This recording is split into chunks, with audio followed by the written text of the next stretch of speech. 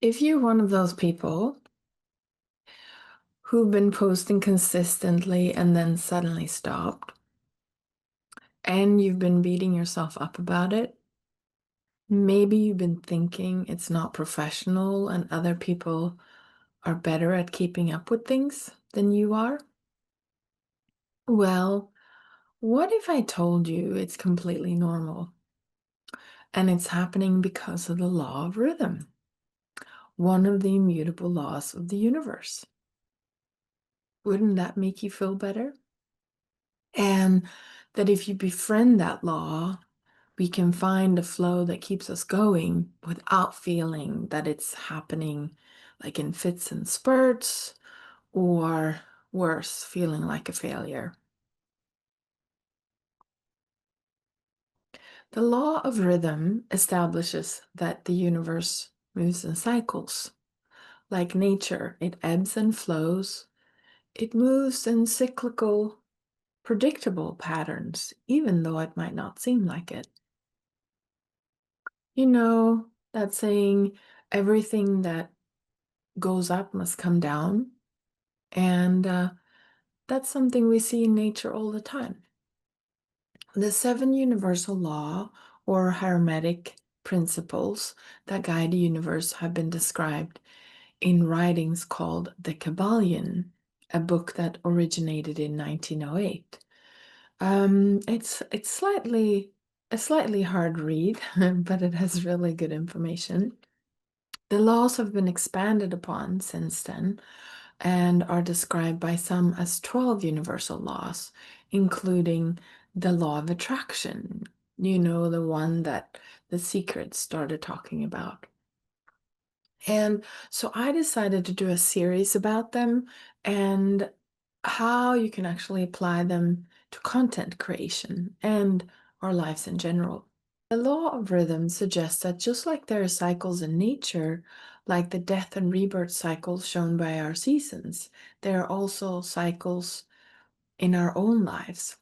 And whether we know it or not, we've also witnessed these types of predictable regime changes throughout history, as in governments, and fluctuations in our macroeconomies.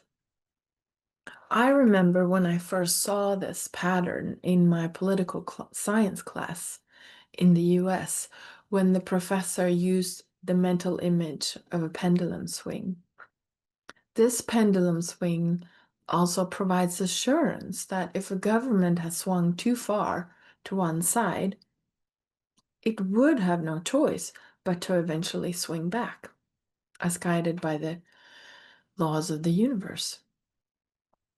Albeit in that scenario, often very violently, because the swing becomes so wide that it will come back by force. Because if we let things march all the way to fascism, to then have a revolution to bring ourselves back, it's not equilibrium we're creating, it's chaos. So herein lies the crux. Anticipating these swings, we can stabilize them somewhat and swing in a more harmonious flow with these laws. There's no need to force things on their full axis before they return. We don't have to throw the pendulum to one side. We can rock it more gently. So also, instead of like in the fairy tales, dropping quickly from grace, from success to failure in our business or vice versa, we can have a more measured outlook and a trajectory in our rise to glory, if that's where we're wanting to go. By staying in motion across the seasons of life, we can learn to work with the natural shifts instead of resisting them. In business and content creation, that might look like periods of shifting from this outward, forceful action to inner reflection. It might mean that we have to slow down the rhythm of posting a little and not like so heavily be focused on feeding the beast, but not stopping. Instead, reflecting while your inspiration deepens. It could also mean shifting focus to repurposing some of the great stuff we've done instead of constantly producing. By adjusting how we look at this or adjusting our flow, we are actually being consistent within the larger cycles and rhythms of life. So, how does this apply to content? We can think of it as there are seasons for creating ideas, others for creating visibility, and sometimes rest. Because when you really push against that resistance of doing something, we create even more friction. But when you move with it, you conserve energy and gain momentum. So rhythm can bring more grace and consistency to our work if we zoom out our perspective a little bit. Another really cool way to apply the law of rhythm to our content is to think of our content as a piece of music, or even as musical notes within a bigger piece of work. Then you can focus on the rhythm of your message, the tone, the pace, the pause, and the silence. Instead of thinking, yeah, you just got to push the stuff out there. But if you focus on it as a piece of music, and the notes within the music kind of becomes fun again. And you can play with the unexpected. LeVar Burton, he's an actor of the old TV series Roots, and then he's been in Star Trek. And I was listening to him talk about how to tell a story on a stage. And he describes how he likes to punctuate an and with a pause, like this. So, where we might say tomatoes, carrots, and peas, he might say tomatoes, carrots, and peas. So, that's kind of a very cool place to put the pause before the end instead of after, because we don't expect that. And as Miles Davis would say, or did say, it's not the notes you play, it's the notes you don't play. And some other things to think about music. I don't play an instrument myself, but I like to listen to it. And music is built on contrast, sound versus silence, loud versus gentle. Sometimes it rises and sometimes it rests. It's the rhythm of the universe that creates motion and emotion. Rhythm is what makes a story move. A story, real or video, it has its own beat, visually or verbally, whether we thought about it when we created it or not. So when you start to feeling into this rhythm, you start thinking about it, then your content can start to feel a lot more alive and not forced. And thirdly, the law of rhythm also shows us that déjà vu feeling you might get sometimes and sort of sigh at. It's sort of like, oh gosh, I'm back at the same place again. I thought I had evolved past this. It might be at a certain junction of a launch or a part of the creation process when you are creating content. And you're like, well, wasn't I here last year in December as well?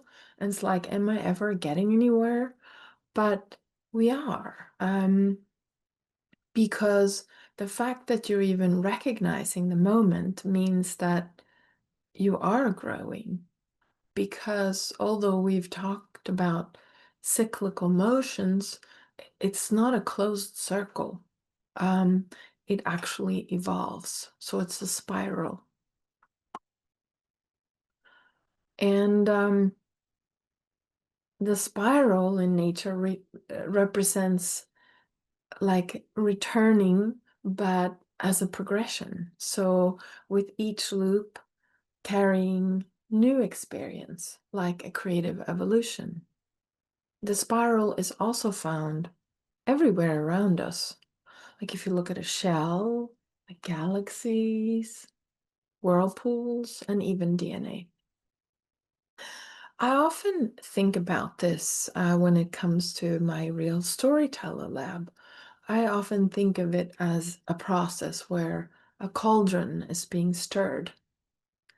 It's a movement that's both circular and transformative, and it's like we're putting different things into it, this brew, and we're also discovering new things as we're keep stirring it.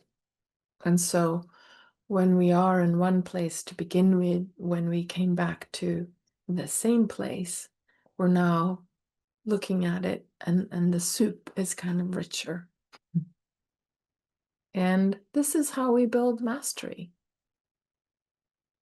So the next time you're feeling resistance to creation or completely out of whack, like you've stopped, like I felt like I'd kind of done with my YouTube channel again, you know, think about how to start flowing with this law of rhythm.